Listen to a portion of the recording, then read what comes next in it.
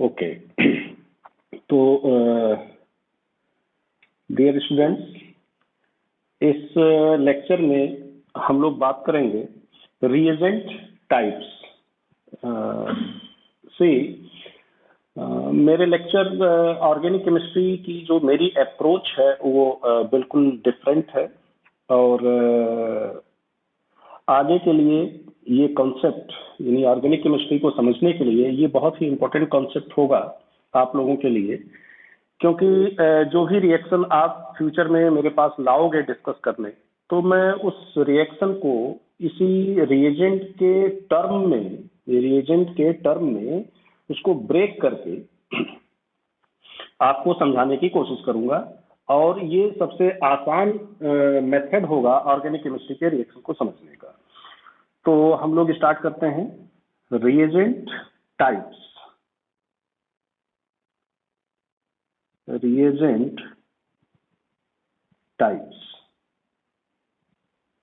Right. तो organic chemistry में हम लोगों के पास दो तरीके के रिएजेंट्स हैं। एक को हम लोग कहते हैं इलेक्ट्रोफाइल। इसको हम लोग रिप्रेजेंट कर सकते हैं ई से या फिर ई प्लस से, मतलब वो न्यूट्रल भी हो सकता है। इलेक्ट्रोफाइल न्यूट्रल भी हो सकता है, right. This is neutral, and ये पॉजिटिव चार्ज, यानी इलेक्ट्रोफाइल वो न्यूट्रल भी हो सकता है और पॉजिटिवली चार्ज भी हो सकता है, राइट। इसी तरीके से दूसरा है न्यूक्लियोफाइल।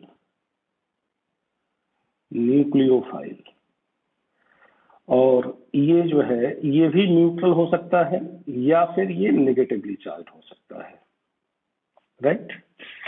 तो ये न्यूट्रल है और ये नेगेटिवली चार्ज है, नेगेटिव चार्ज, राइट। तो ये इसका एग्रीगेशन है न्यूक्लियोफाइल का, और ये इलेक्ट्रोफाइल का एग्रीगेशन है। अब हम लोग सबसे पहले बात करते हैं उनकी डेफिनेशन की। और आप सबको पता होगा, नहीं पता है तो जान लीजिए कि केमिस्ट्री में या साइंस में डेफिनेशंस का बहुत इम्पोर्टेंट रोल होता है। और जनरली आप लोगों के क्वेश्चन जो गलत होते हैं वो सही डेफिनेशन को ना यूज करने के कारण गलत होते हैं, राइट। तो सबसे पहले हम लोग देखेंगे इलेक्ट्रोफाइल्स की डेफिनेशन। इलेक्ट्रोफाइल्स होते क्या हैं? So the electrophiles are the species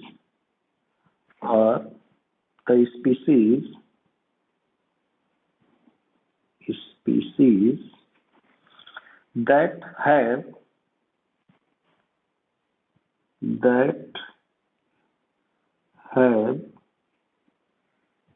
ability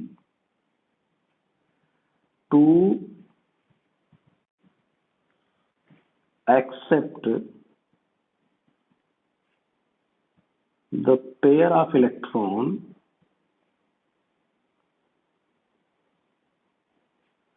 and for pair of electron,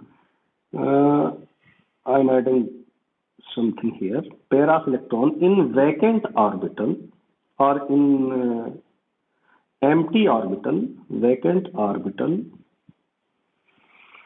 and form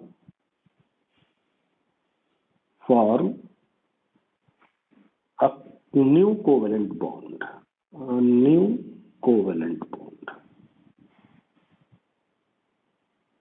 Right? So this is the comprehensive definition of electrophile, right? Some keywords are there, and you should always focus those keywords. One keyword is vacant orbital. This is very important, right? And covalent bond, suppose that any species या आपके पास कोई भी species इस तरीके की है जिसके पास ये एबिलिटी है कि वो इलेक्ट्रॉन को एक्सेप्ट कर सकता है, लेकिन आप उसको तब तक इलेक्ट्रोफाइल नहीं बोलेंगे जब तक कि वो इलेक्ट्रॉन को एक्सेप्ट करके बॉन्ड ना बना ले। बॉन्ड का बनना, इसका मतलब क्या हुआ कि इलेक्ट्रोफाइल और न्यूक्लियोफाइल का जो कैरेक्टराइजेशन है, जो क्लासिफिकेशन है या जो रिकॉग्निशन है, बेसिकली वो हम लोग ऑर्गेनिक के रिएक्शन में देखेंगे। यहाँ पे मैं आपको इंफॉर्मेशन दे रहा हूँ, और जब हम लोग बात करेंगे रिएक्शंस को, उनकी मैकेनिज्म की, तब वहां पर हम लोग इसको और अच्छे से यूज करेंगे इस टर्मिनोलॉजी को। Vacant orbital, see this is very important point, क्योंकि आपको पता है केमिकल बॉन्डिंग किसके थ्रू होती है। आपने देखा होगा, बॉन्डिंग में पढ़ा होगा कि जो मॉलिक्यूल का फॉर्मेशन है वो थ्रू ओवरलैपिंग ऑफ ऑर्बिटल्स होता है, ठीक है। तो वैकेंट ऑर्बिटल का होना बहुत जरूरी है इलेक्ट्रोफाइल्स में। बॉन्ड का फॉर्मेशन थ्रू ऑर्बिटल्स ही होता है, राइट। आप लोगों ने बहुत जगहों पे पढ़ा होगा, इलेक्ट्रोफाइल की डेफिनेशन बहुत सारी बुक्स में, बहुत सारे नोट्स में आपको मिलता है कि भाई electrophiles are electron loving species and they are positively charged, because electron loving means electron is negatively charged, so electrophiles are positively charged। तो आपके दिमाग में एक इंप्रेशन आ जाता है कि all electrophiles are positively charged, जबकि ऐसा नहीं है। या हर एक वो स्पीसीज जिसके ऊपर पॉजिटिव चार्ज होगा उसको हम लोग इलेक्ट्रोफाइल ही बोलेंगे, लेकिन ऐसा हमेशा ट्रू नहीं है। देखिए, हम लोगों के पास बहुत सारे ऐसे एग्जाम्पल्स हैं कि जहां पर आपकी ये बात गलत सिद्ध होती है। जैसे हम लोग एक एग्जाम्पल लें, NH4+। सपोज दैट आपको ये आयन कोई देता है और कहता है कि भाई आप बताइए कि ये इलेक्ट्रोफाइल है या न्यूक्लियोफाइल है। तो एक चीज मैच कर रही है कि मैंने आपको बताया कि भाई इलेक्ट्रोफाइल को हम लोग पॉजिटिव से भी रिप्रेजेंट करते हैं, E+ से। लेकिन मैंने आपको क्या अभी थोड़ी देर पहले बताया कि आप डेफिनेशंस को अच्छे से फॉलो करिए। क्या मेरे डेफिनेशन में कहीं पर ये पॉजिटिव चार्ज वर्ड आ रहा है? नहीं आ रहा है। कहीं मैंने जानबूझ करके नहीं यूज किया। भाई पॉजिटिव चार्ज होना कोई जरूरी नहीं है। जो सबसे जरूरी कंडीशन है वो है वैकेंट ऑर्बिटल।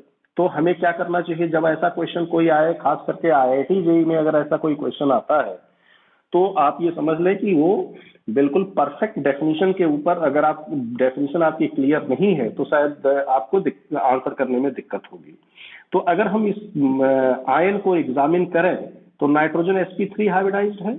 sp3 हाइब्रिडाइज्ड है तो ऑब्वियसली 3 इस तरीके से होंगे और एक ये होगा लोन पेयर sp3 में, और H+ आकर के इसके साथ जुड़ गया। बेसिकली हम लोग पहले इसका फॉर्मेशन अगर देखें तो इसका फॉर्मेशन हुआ होगा NH3 के ऊपर आकर के H+ जुड़ा होगा। तो ये sp3 हाइब्रिडाइज था अमोनिया। नाइट्रोजन के पास और कोई ऑर्बिटल है नहीं, तो जब अब नाइट्रोजन के पास और कोई ऑर्बिटल नहीं है तो ये H+ जो आकर के जुड़ेगा वो इस sp3 के साथ जुड़ जाएगा। तो sp3 के साथ ये जुड़ करके क्या बनाएगा? NH4+। अब आप बताइए मुझे कि नाइट्रोजन के पास क्या कोई एम्प्टी ऑर्बिटल है जिसमें कि वो इलेक्ट्रॉन को एक्सेप्ट कर सकता है, या ये कोई कोवेलेंट बॉन्ड बना सकता है? तो जब तक ये कोवेलेंट बॉन्ड नहीं बनाएगा तब तक हम इसको इलेक्ट्रोफाइल की कैटेगरी में नहीं रखेंगे। तो इसके पास ना तो वैकेंट ऑर्बिटल है और ना ही इसके पास एबिलिटी है कि ये और किसी से बॉन्ड बना सकता है। अगर आप पूरा बॉन्डिंग इसकी देखें, इसको हम लोग क्या कह सकते हैं कि भाई इसको अगर हम लोग पूरा इसकी बॉन्डिंग को एक एक करके देखें तो हमें ये पता चलेगा कि नाइट्रोजन के पास 2p 2d तो होता नहीं है, यानी कहीं से भी हमारे पास d ऑर्बिटल भी नहीं है। तो ऐसी सिचुएशन में ये स्पीसीज ना तो ये इलेक्ट्रोफाइल होगा और ना ही ये क्या होगा, इलेक्ट्रोफाइल, न्यूक्लियोफाइल होगा, ना ही ये इलेक्ट्रोफाइल होगा। कौन? NH4 plus. So NH4 plus ये इलेक्ट्रोफाइल की तरह बिहेव नहीं करेगा, नॉट एन इलेक्ट्रोफाइल। जबकि इसके पास पॉजिटिव चार्ज प्रेजेंट है। तो जो डेफिनेशन बाकी जगहों पे आपको मिलती है उससे आप गलत कंक्लूजन पे पहुंच सकते हैं। सिमिलरली अगर हम लोग लें H3O प्लस, तो इसमें भी किसी तरीके का वैकेंट ऑर्बिटल नहीं है, तो ये भी जो है इलेक्ट्रोफाइल नहीं होगा, नॉट एन इलेक्ट्रोफाइल। सो ये सारी स्पीसीज इलेक्ट्रोफाइल नहीं है। तो आपसे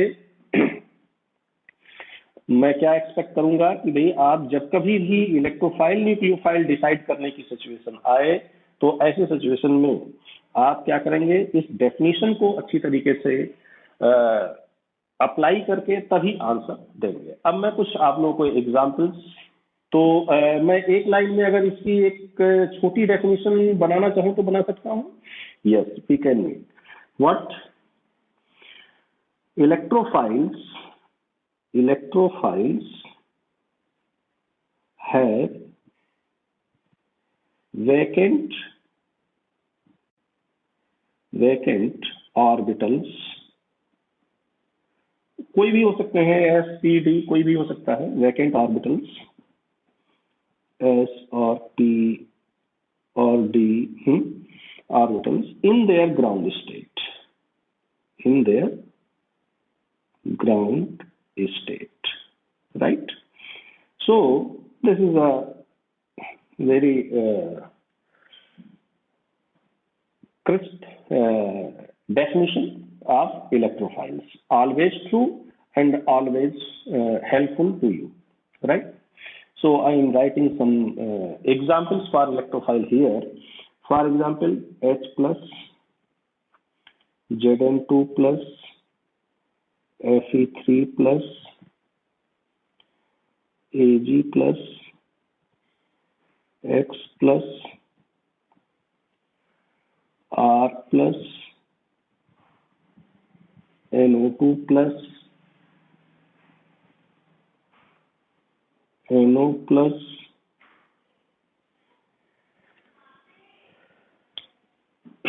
in all these you will find all have vacant orbital, although they have positive charge, right?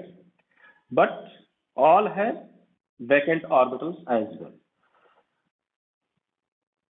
Similarly, you have BF3, BH3, AlCl3,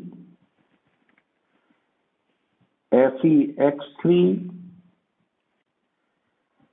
and you can say X2, and X is equal to Cl, Br and I. Why I have not taken here F? आपको पता है कि F के पास vacant d orbital नहीं है, right? तो ऐसी situation में वो इलेक्ट्रोफाइल की तरह नहीं बिहेव करेगा।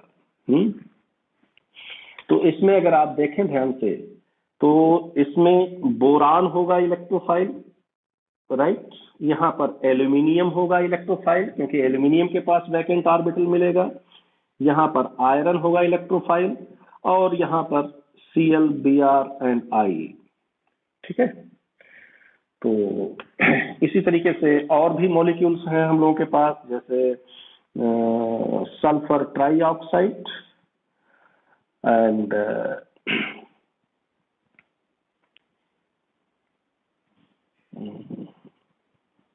other neutral species. Suppose that if we take carbonyl group like this, so this In sulfur trioxide, this sulfur acts as an electrophile because this has vacant orbital, and here carbon, not oxygen, not any other element, so carbon. So these are the common electrophiles. बारे में एक और term होता है electrophilicity. Electrophilicity, तो electrophilicity ये actually ये kinetically controlled term है। ये बताता है कि अगर आपके पास दो इलेक्ट्रोफाइल्स हैं तो कौन आसानी से, कौन कितने फास्टर रेट से जा करके न्यूक्लियोफाइल के साथ जुड़ेगा। क्योंकि ये इनको इलेक्ट्रॉन चाहिए, इनके पास वैकेंट ऑर्बिटल है। तो अगर आपके पास दो इलेक्ट्रोफाइल्स हैं तो ये देखना होगा कि कौन कितना फास्ट रेट से। तो electrophilicity basically it is the rate dependent, right, कि कौन कितनी आसानी से, कौन कितने फास्ट रेट से जाकर के इलेक्ट्रॉन के ऊपर अटैक करता है। तो अगर हमारे पास एक पॉजिटिवली चार्ज इलेक्ट्रोफाइल है और एक न्यूट्रल इलेक्ट्रोफाइल है, तो पॉजिटिवली चार्ज इलेक्ट्रोफाइल की जो इलेक्ट्रोफिलिसिटी होगी वो क्या होगी, न्यूट्रल इलेक्ट्रोफाइल से अच्छी होगी, राइट। क्यों? क्योंकि इसकी एबिलिटी ज्यादा होगी, ज्यादा फास्टर रेट से ये जाकर के अटैक करेगा किसके ऊपर, इलेक्ट्रॉन के ऊपर, जहां पे भी इसको बॉन्ड बनाना है, राइट।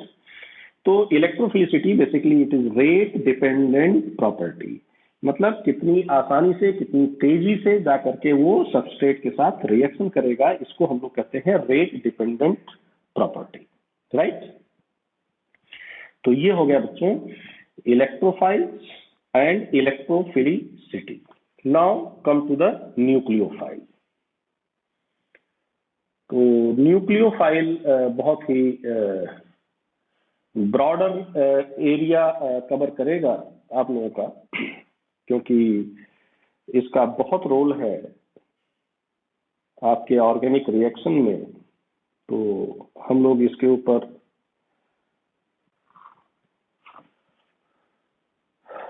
थोड़ा डिस्कशन करेंगे और थोड़ा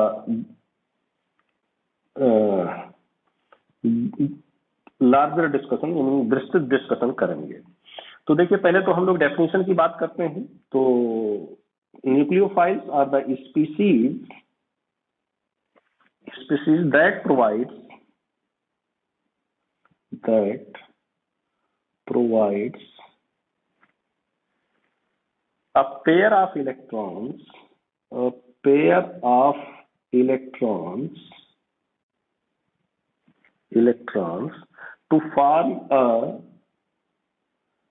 to form a new covalent bond.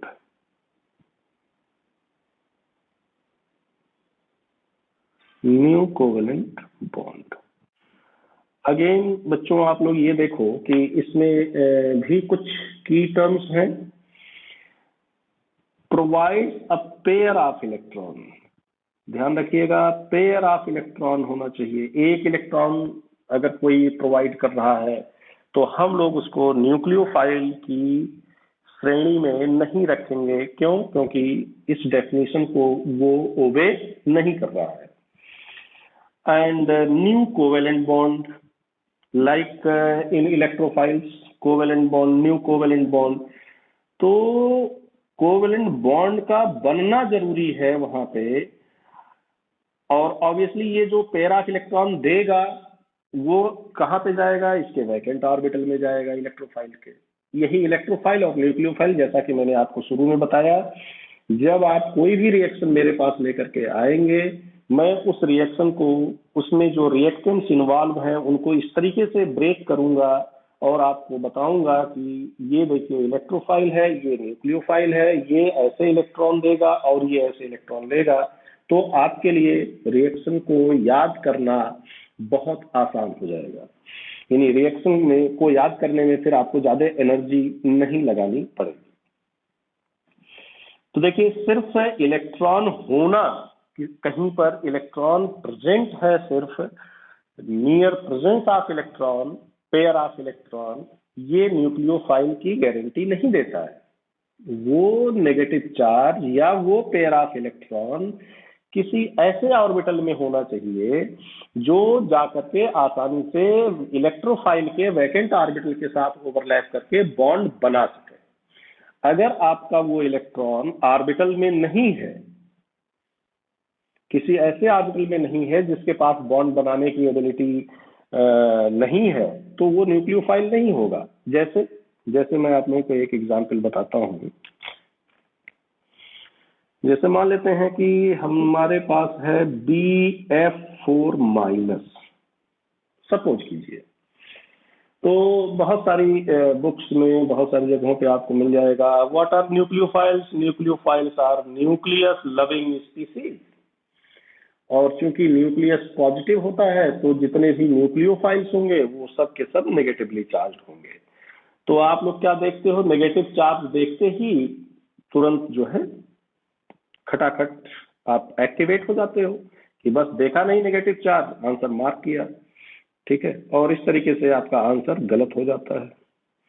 तो अगर आप इस मॉलिक्यूल का पोस्टमार्टम करें, पोस्टमार्टम करने का मतलब ऑर्बिटल्स एंड बॉन्ड्स, ये सारी चीजें आप अगर प्रॉपरली दिखाएं, तो मैं फिर इसको आपको एक स्टेप पीछे से ले जाऊंगा कि ये बना कैसे होगा। तो हमारे पास BF3 है और अगर इसको हम F माइनस से रिएक्शन कराएं तो हमें BF4 मिलता है। अब अगर BF3 को देखें हम लोग, तो BF3 में बोरान के पास एक वैकेंट ऑर्बिटल है और फ्लोरीन के पास F माइनस एक ऑर्बिटल में, एक p ऑर्बिटल में नेगेटिव चार्ज है। तो ये नेगेटिव चार्ज इसने इसको दिया इस ऑर्बिटल में और इसने बनाया BF4। और अब इस बोरान ने अपनी हाइब्रिडाइजेशन भी चेंज कर दिया यहाँ पे, और अब ये हो गया sp3 हाइब्रिडाइज्ड और इसके साथ ओवरलैप कर लिया। अब नेगेटिव चार्ज तो बोरान के ऊपर आ गया, क्यों? क्योंकि ये तो न्यूट्रल था। अगर हम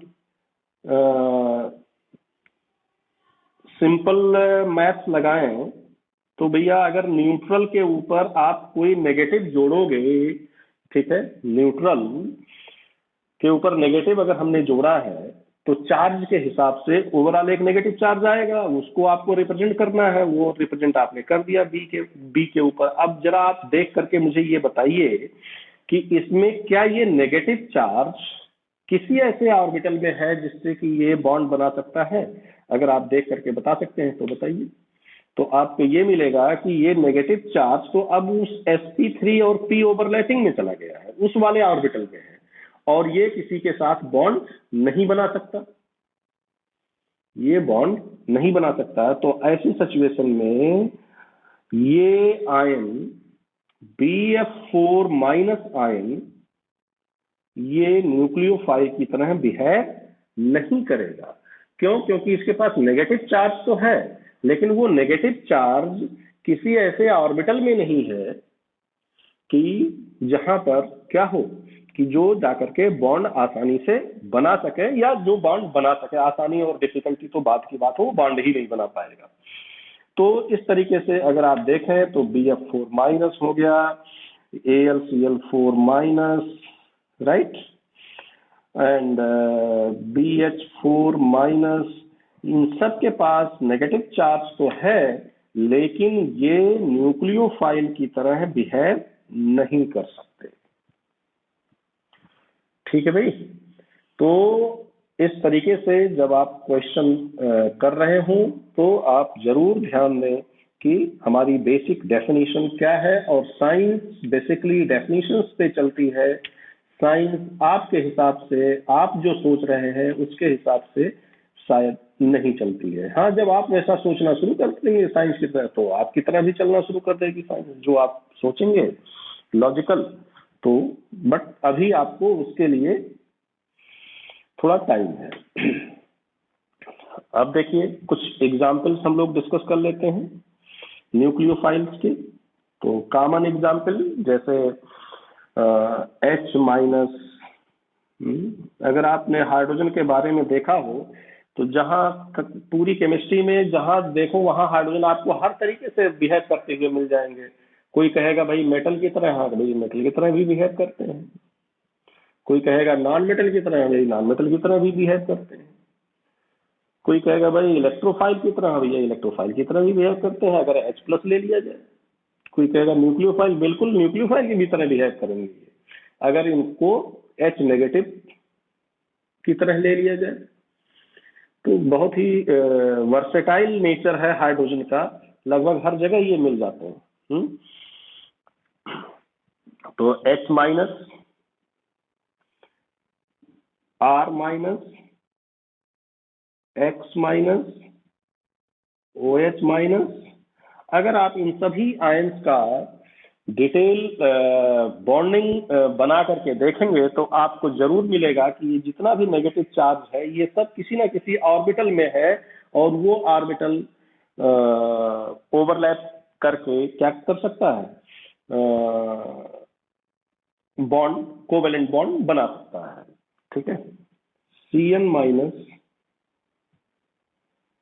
HCN-, I3-, N3-, SH-, NH2-,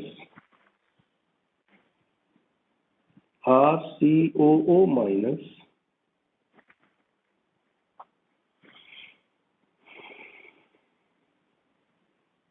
and many. Similarly, some neutral, like we start from water, alcohol, ether,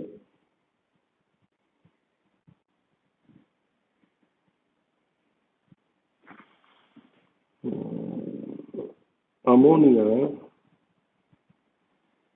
primary amine, secondary amine, tertiary amine,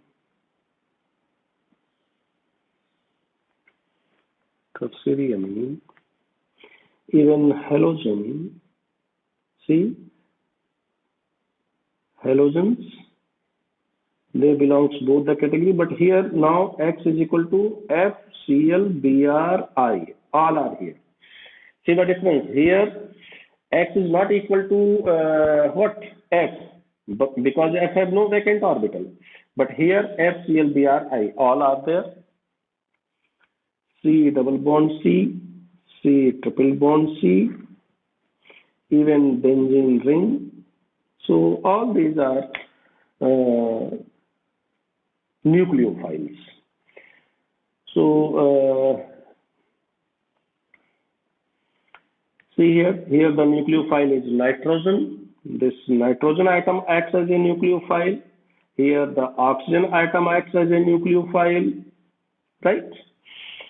And what about these 5 bonds? How they act as a nucleophile?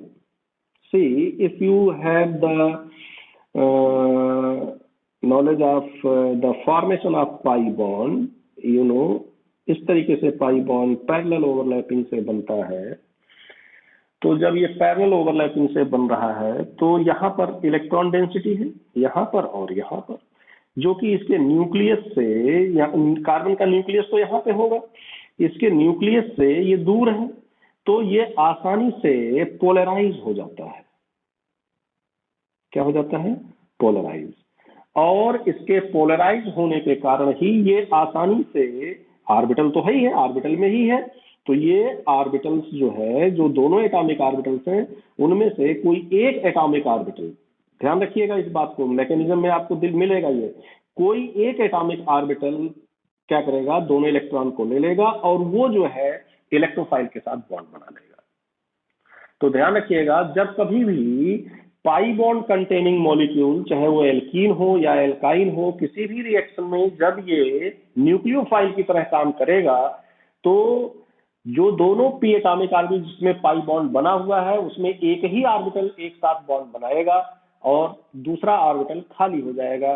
तो इसका मतलब इसमें दो step इनके reaction में involve होना ही होना है।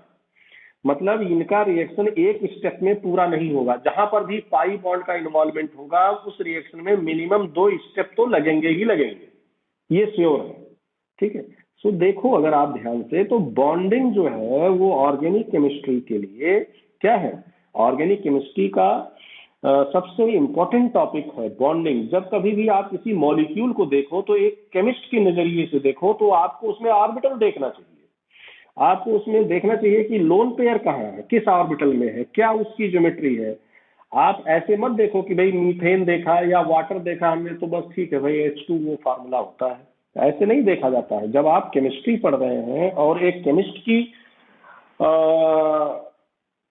नजरों से आप मॉलिक्यूल को देख रहे हैं तो आप बिल्कुल उस मॉलिक्यूल के अंदर ऑर्बिटल्स कौन से हैं, लोन पेयर कितने हैं, कहां पर लोन पेयर प्रेजेंट हैं, ऑर्बिटल्स खाली है कि नहीं खाली है, ये सारी चीज आपको देखनी होगी। राइट। तो आप बहुत ही जल्दी ऑर्गेनिक केमिस्ट्री को समझना शुरू कर देंगे। और जब तक आप ये नहीं समझ पाएंगे, जब तक आप ये नहीं कर पाएंगे कि भाई मॉलिक्यूल को आप एक सिंपल रिप्रेजेंटेशन की तरह ही देखेंगे, बस H2O हमने देख लिया उसके आगे हमें नहीं सोचना है, हम सोचेंगे भी नहीं, तो फिर आपके लिए ऑर्गेनिक केमिस्ट्री या केमिस्ट्री अपने आप में एक डिफिकल्ट सब्जेक्ट की तरह हमेशा आपके सामने रहेगा। और जिस दिन आप केमिस्ट्री को एक केमिस्ट की तरह देखना शुरू कर देंगे तो आप अपने आप जो है एक कंफर्ट जोन में आ जाएंगे। राइट। अब देखिए, अब हम लोग बात करते हैं कि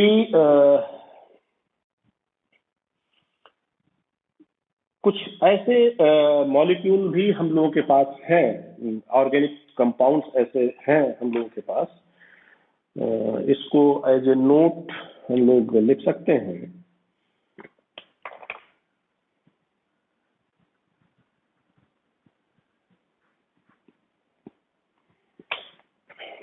कि हम लोग के पास कुछ ऐसे न्यूट्रल मॉलिक्यूल्स हैं कि जिसमें एक ही मॉलिक्यूल में आपको इलेक्ट्रोफाइल और न्यूक्लियोफाइल दोनों मिलेंगे। तो आपको नोट में मैं 2 पॉइंट्स बताने वाला हूं। पहला तो ये we have some neutral molecules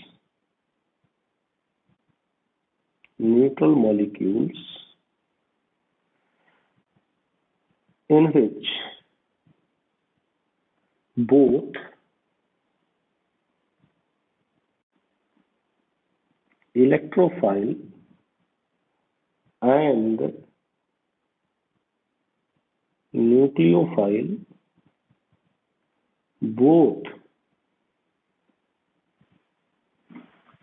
electrophile and nucleophile are present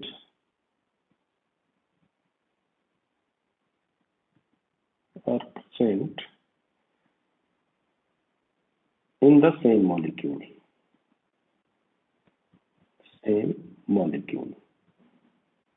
जैसे देखिए एल्काइल हैलाइड RCH2X। अब आप अगर देखें ध्यान से, थोड़ा सा इसको एक केमिस्ट की नजरिए से देखें तो आपको क्या मिलेगा कि X जो है ये इलेक्ट्रोनेगेटिव ज्यादा है किससे, कार्बन से। It may be fluorine, chlorine, bromine. Right. तो इसकी इलेक्ट्रोनेगेटिविटी ज्यादा है। तो जब ये ज्यादा इलेक्ट्रोनेगेटिव है तो ये इस सिग्मा इलेक्ट्रॉन को अपनी तरफ विड्रॉ करेगा तो इसके ऊपर डेल्टा पॉजिटिव आएगा।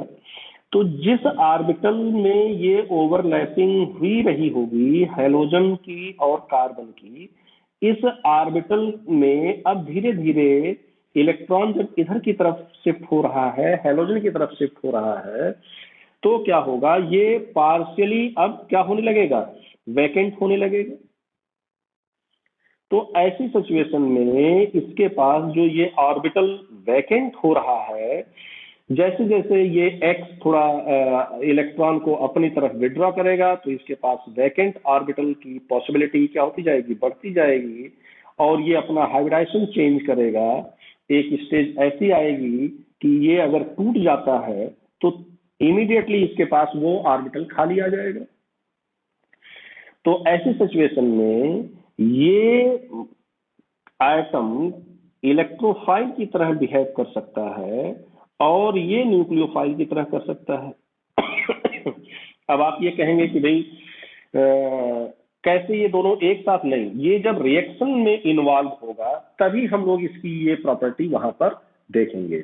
ऐसे अगर आपको एक मॉलिक्यूल दिया हुआ है और ये पूछा जा रहा है तो आप ये कहोगे कि हाँ भाई ठीक है, जब ये रिएक्शन में इन्वॉल्व होगा तब हम लोग उसमें इलेक्ट्रोफाइल, ये वाला आइटम इलेक्ट्रोफाइल की तरह बिहेव करेगा और ये वाला आइटम न्यूक्लियोफाइल की तरह बिहेव करेगा। ठीक है, तो ये है एल्काइल हैलाइड जैसे हो गया, जैसे कार्बोनाइल कंपाउंड्स हो गए, आर और एच एल्डिहाइड।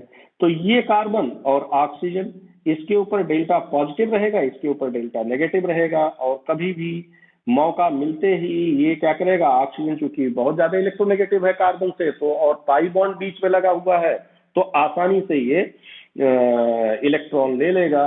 तो ऐसी सिचुएशन में यहाँ पे ये कार्बन इलेक्ट्रोफाइल हो जाएगा और ये ऑक्सीजन क्या हो जाएगा, न्यूक्लियोफाइल हो जाएगा। तो बहुत सारे ऐसे हमारे पास फंक्शनल ग्रुप्स हैं। जैसे एक और फंक्शनल ग्रुप आपको बताऊं मैं, cyclic ether. Cyclic ether like this. तो अब ऑक्सीजन के ऊपर डेल्टा नेगेटिव और इन कार्बन के ऊपर डेल्टा पॉजिटिव, डेल्टा पॉजिटिव। तो ये कार्बन क्या होंगे, इलेक्ट्रोफाइल, इलेक्ट्रोफाइल, और ये न्यूक्लियोफाइल। और रही सही बात, और जो बची हुई जो कमी है वो पूरा कर देता है एंगल स्ट्रेन।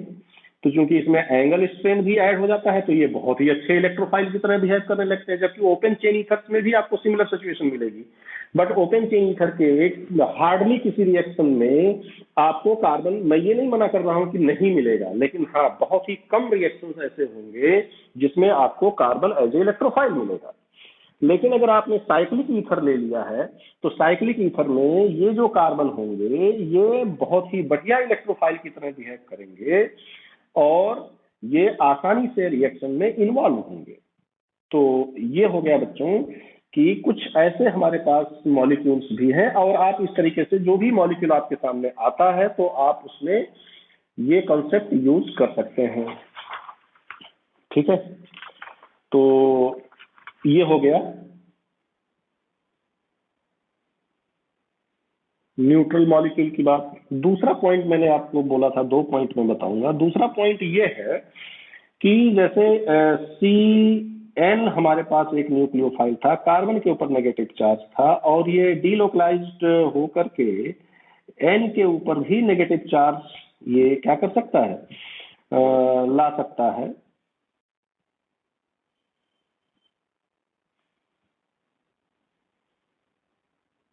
राइट, तो ऐसी सिचुएशन में ये किसकी तरह बिहेव कर सकता है, यहाँ पे carbon as a nucleophile, carbon as a nucleophile, और यहाँ पर नाइट्रोजन एज ए न्यूक्लियोफाइल, दोनों बिहेव कर सकता है।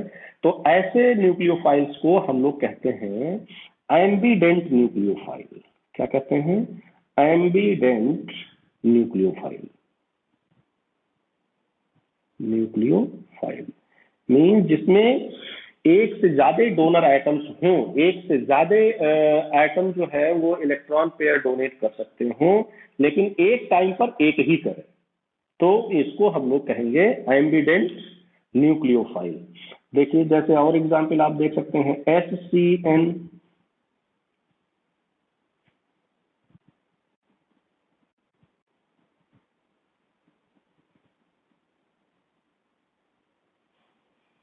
HCN माइनस,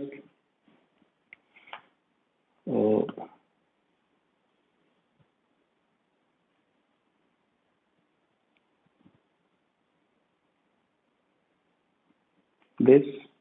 तो अब इसमें ये भी न्यूक्लियोफाइल की तरह बिहेव कर सकता है और नाइट्रोजन भी न्यूक्लियोफाइल की तरह बिहेव कर सकता है। तो ये भी क्या होगा, एम्बीडेंट न्यूक्लियोफाइल। तो ऐसे बहुत सारे एग्जाम्पल्स आपको मिल जाएंगे जो एम्बीडेंट न्यूक्लियोफाइल की तरह बिहेव करेंगे। अब हम लोग और एक स्टेप आगे बढ़ते हैं और एक क्वेश्चन हम लोग देखते हैं कि न्यूक्लियोफाइल और बेस में क्या डिफरेंस है। सो what is difference between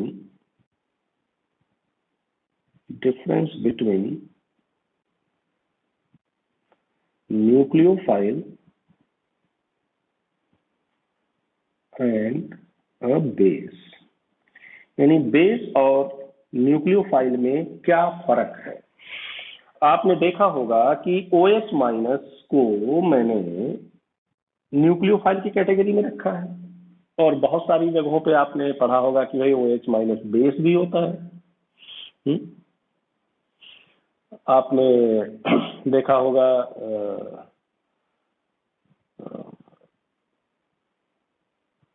X minus Cl minus Bronsted Lowry theory में आपने पढ़ा होगा कि भाई जब HCl को पानी में हम लोग डालते हैं तो ये डिसोसिएट होकर के Cl माइनस और H3O प्लस देता है और Cl माइनस क्या है, वहां पे बेस है। और यहाँ पे मैंने आपको न्यूक्लियोफाइल में भी लिखवाया है। तो क्या दोनों एक ही टर्म है या ये दोनों अलग अलग है? जैसा कि मैंने आपको पीछे बताया, इलेक्ट्रोफाइल और Lewis acid they are interchangeable, आप उनको एक मान सकते हैं। लेकिन यहाँ पर देखा जाए तो न्यूक्लियोफाइल और बेस एक जैसे नहीं है और ना ही हम इनको एक तरीके से डिफाइन करते हैं। तो ध्यान रखिएगा क्या डिफरेंस है। यही OH माइनस जब किसी रिएक्शन में H प्लस के साथ कंबाइन करता है, ध्यान रखिएगा बच्चों, definition. So when this OH minus particularly combines with H plus and form a product and form a bond H2O, or you can write OH, and this is a covalent bond formation. So ऐसी situation में हम इसको क्या कहेंगे, base. क्या कहेंगे, base. तो base जो है, base is defined with respect to H plus, यानी कोई भी नेगेटिवली चार्ज स्पीसीज या कोई भी लोन पेयर कंटेनिंग स्पीसीज जब वो H प्लस के साथ पर्टिकुलरली कंबाइन करती है, किसके साथ बच्चों, H प्लस के साथ पर्टिकुलरली कंबाइन करती है, तब हम उसको क्या कहते हैं, बेस कहते हैं। क्या कहते हैं, बेस।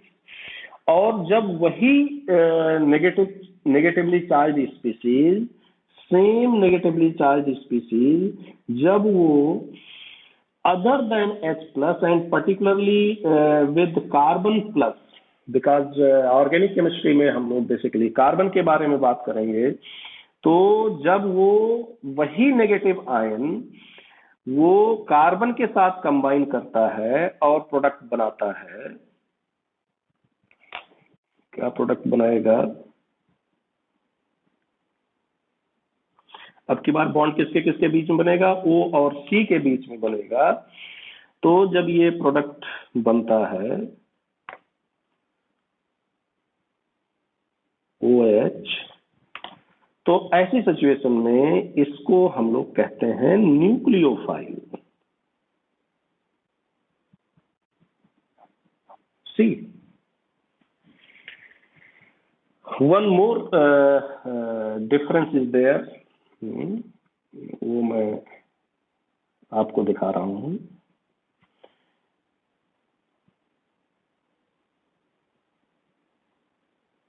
ये वाली एरो बड़ी है, ये वाली एरो बैकवर्ड वाली बहुत छोटी है। तो कहने का मतलब ये है कि न्यूक्लियोफाइल का जो इलेक्ट्रोफाइल के साथ रिएक्शन होता है, ये most of the cases, in most of the cases ये इररिवर्सिबल होता है। मतलब इसमें इक्विलिब्रियम आने का समय ही नहीं देता है रिएक्शन, इतना फास्ट ये रिएक्शन होता है। और बेस का जब H प्लस के साथ रिएक्शन होता है तो ये in most of the cases तो ये इक्विलिब्रियम में रहता है। तो ये दो डिफरेंस बहुत इंपॉर्टेंट डिफरेंस है, इक्विलिब्रियम में रहता है ये, और इसमें इक्विलिब्रियम की कोई बात ही नहीं होगी। इसमें किसकी बात होगी? तो इसमें हमारे पास मजबूरी है, जब हमारे पास इक्विलिब्रियम मिल ही नहीं रहा है तो हम न्यूक्लियोफाइल की एबिलिटी को बताने के लिए हम रेट पर डिपेंडेंट हो जाएंगे, तो ये रेट डिपेंडेंट प्रॉपर्टी हो जाएगी। भाई अगर हमें न्यूक्लियोफाइल में डिफ्रेंशिएट करना हो कभी, तो हम तो किसी थर्मोडायनेमिक पैरामीटर को ले ही नहीं सकते। क्यों? क्योंकि हमारे पास है ही नहीं है थर्मोडायनेमिक पैरामीटर, जब इक्विलिब्रियम में ही नहीं है रिएक्शन। तो अब आप लोग सोच रहे हैं ये कौन सा नया टर्म आ गया भाई, थर्मोडायनेमिक टर्म और kinetic term.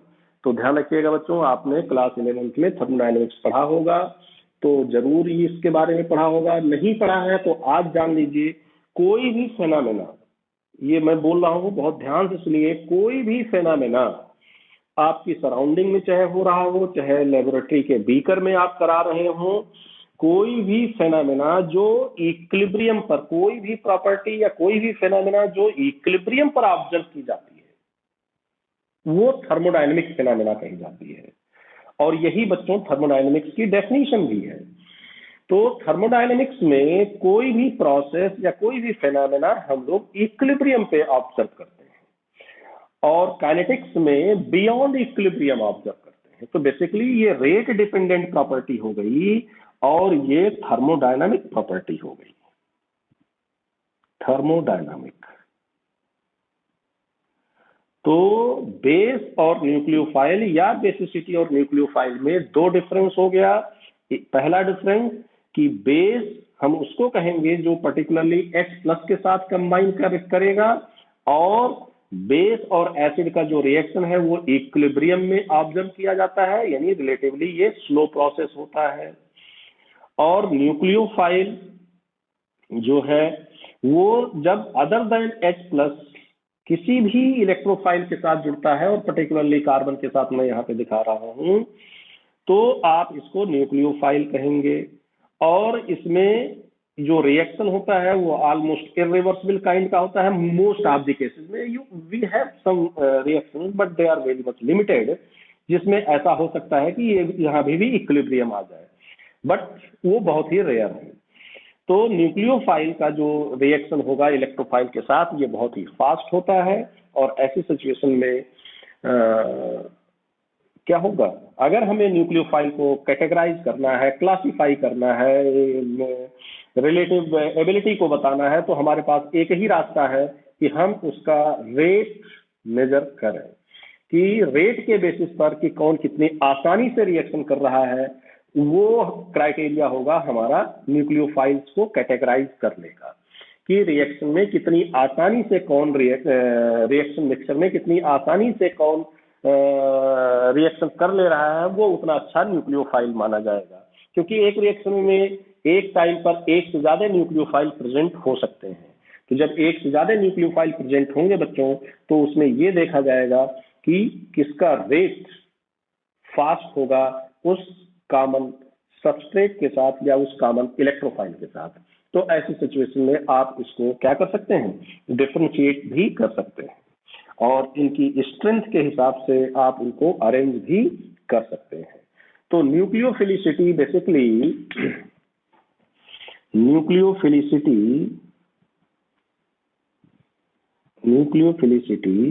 This is kinetically controlled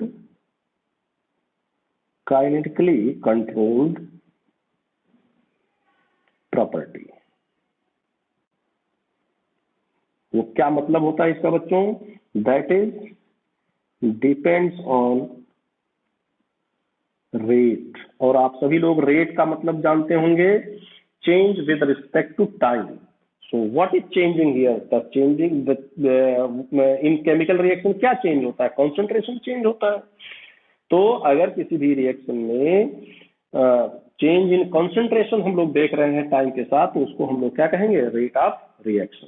तो जिसका रेट ज्यादा होगा, इसका मतलब जिसका कॉन्सेंट्रेशन ज्यादा तेजी से चेंज हो रहा होगा, उसका रेट ज्यादा होगा, और वो उतना अच्छा न्यूक्लियोफाइल माना जाएगा। तो ये है बच्चों न्यूक्लियोफिलिसिटी, और यहाँ पर बेसिसिटी। बेसिसिटी क्या है?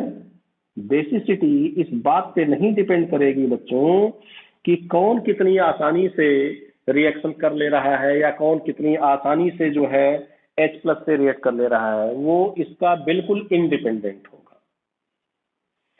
बेसिसिटी डिफाइन की जाती है, आपने 11th में पढ़ा होगा, इक्विलिब्रियम कांस्टेंट का नाम। तो इक्विलिब्रियम कांस्टेंट से डिफाइन किया जाता है या कैटेगराइज किया जाता है कि कौन कितना अच्छा बेस है या किसकी बेसिक स्ट्रेंथ कितनी अच्छी है। तो अब देखो बच्चों, न्यूक्लियोफिलिसिटी को डिसाइड करना ये बड़ा इंपॉर्टेंट है हम लोगों के लिए। तो न्यूक्लियोफिलिसिटी ये डिपेंड करती है डिफरेंट फैक्टर्स पे। तो अब हम लोग बात करेंगे कि भाई न्यूक्लियोफिलिसिटी किन किन फैक्टर्स पे डिपेंड करती है और कैसे जो है हम लोग अगर एक से ज्यादा नेगेटिवली चार्ज स्पीसीज या न्यूक्लियोफाइल्स हमें दे दिए जाए तो उसमें हम लोग कैसे डिफरेंशिएट करेंगे। तो इसके बारे में हम लोग अगली क्लिप में बात करेंगे, अगले लेक्चर में बात करेंगे।